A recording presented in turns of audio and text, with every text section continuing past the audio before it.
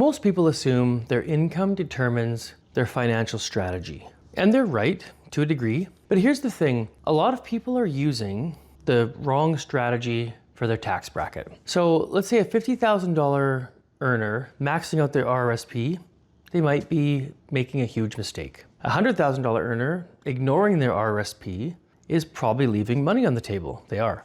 And someone earning 150 or more who isn't thinking about income splitting and tax timing could be handing the government way more money than they have to.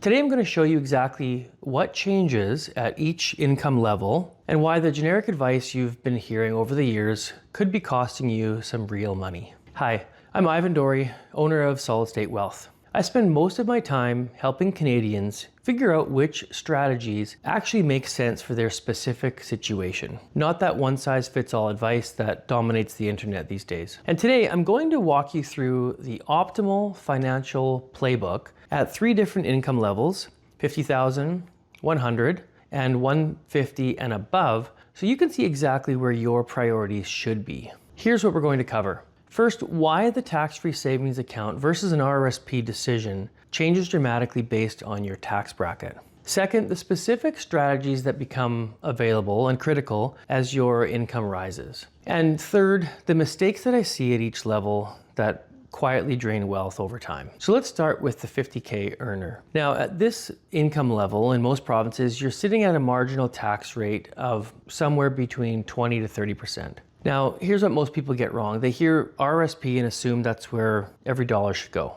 But think about what an RRSP actually is. What does it do for you? It gives you a tax deduction today in exchange for taxation later in retirement. If you're in a relatively low bracket now and you expect to be in a similar or higher bracket in retirement, you're not going to win. You're just deferring taxes into a worse situation in the future. So for many people earning around 50,000, the TFSA should actually be the priority. And here's why this matters so much. Every dollar that grows inside the TFSA is tax-free forever. You pull it out in retirement, it doesn't count as income, it doesn't affect your OAS or any other income tested benefits. It doesn't count toward taxable income or most income tested benefits. Now, that doesn't mean to ignore your RRSP entirely. If your employer does any matching programs, always take the match. That's an instant 100% return. If they give you $5, you put in 5, 100% take that all day long. But beyond that, at this income level, filling your TFSA first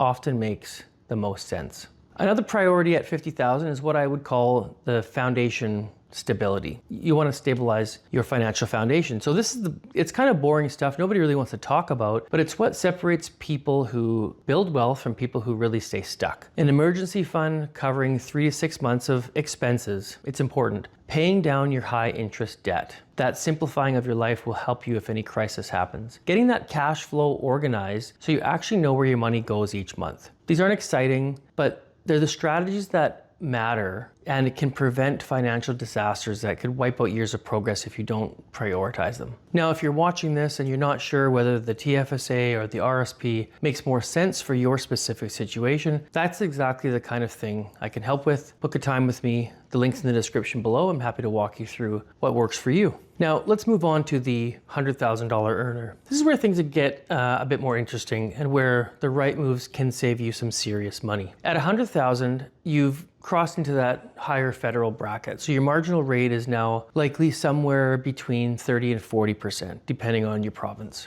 And this changes things. Suddenly, that RRSP deduction is worth a lot more. Now it makes more sense to put more money into that. Every dollar you contribute saves you 30 to 40 cents in today's taxes. And here's the opportunity that most people could miss. If you're strategic about your withdrawals in retirement, pulling that money out when your income is lower, you could be withdrawing at a 20% rate on the money you deducted at 40%. So that's a big savings right there. That's real money back in your pocket.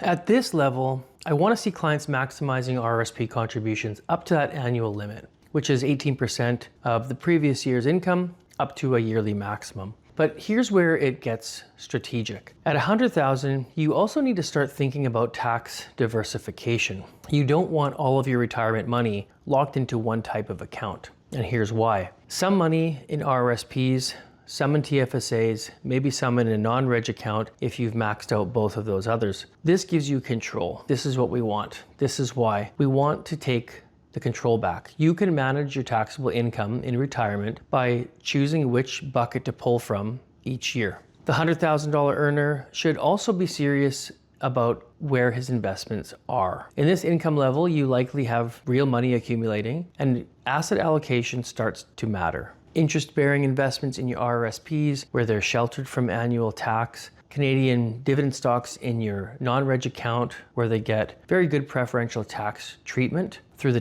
dividend tax credit, or corporate class mutual funds that really only have a cap gain for growth. Growth stocks in your TFSA where they can compound forever and ever tax-free. Now, these details don't matter much really when you have $20,000 invested, but they do matter a lot when you have $200,000 invested or more, which is where it should be in retirement. Now, let's talk about the 150 plus earner. Now, this is where the tax code actively works against you unless you get proactive about it.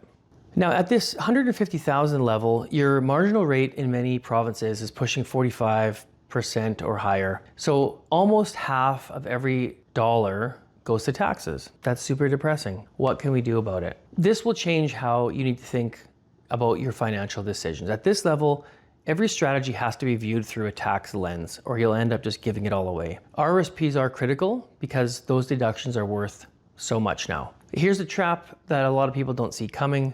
You're also potentially building a massive tax liability in retirement.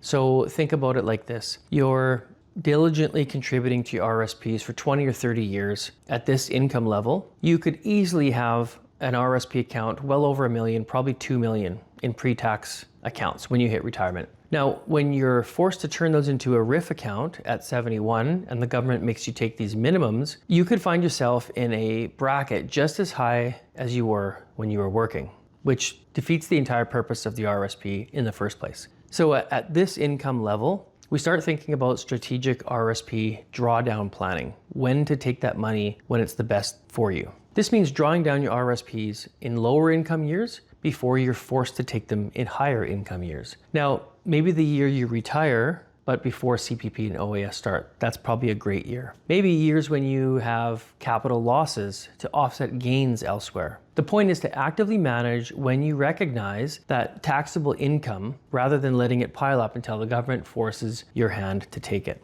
Another great tool you can use is a spousal RRSP. It's very powerful at this level. If one partner earns significantly more money, contributing to a spousal RRSP plan means the withdrawal eventually happens in the lower income spouse's name, provided you follow the 3-year attribution rule, but you're diverting tax instead of realizing it all yourself. You're effectively income splitting, which can save tens of thousands in tax in retirement that spans your 20 or 30 years for sure. Corporate structures are another consideration for high earners, especially business owners. If you are incorporated, you have options that employees simply don't have. You can choose how much to pay yourself in salary, dividends. You can leave money in the corporation to grow at lower corporate rates. You can time your income recognition across years to minimize your lifetime tax bill. Now, everything we talked about, these aren't one-stop shop, set it and forget it strategies. They can be powerful when implemented correctly with professional guidance. Here's the mistake I see across all 3 of these income levels, frankly, and this is the most expensive mistake at all. People treat financial planning like a checklist. Max RRSP, fill out the TFSA as much as you can, done. But the real value isn't in the account.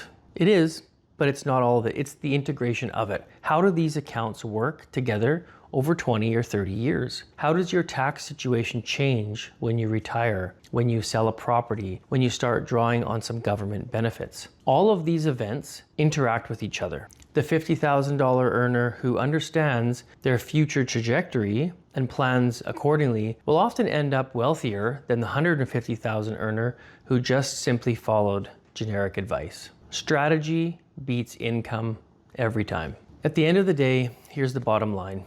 Your income level determines which strategies are available and which are optimal. But the execution, the timing, the coordination across all accounts and life stages, that's where the real value lives. A $50,000 earner should prioritize the TFSA and stability. A 100K earner should lean into the RRSP a bit more and overall tax diversification. The 150 plus earner needs to be active in tax management and sophisticated withdrawal planning, or else they'll give so much money to the government. But regardless of where you sit, the goal is the same. Build a plan that reflects where you are, where you're going, and how to get there efficiently. If you want help in building a plan around your real numbers, your numbers, book a time with me. The link is in the description below, and I'll see you in the next video. Take care.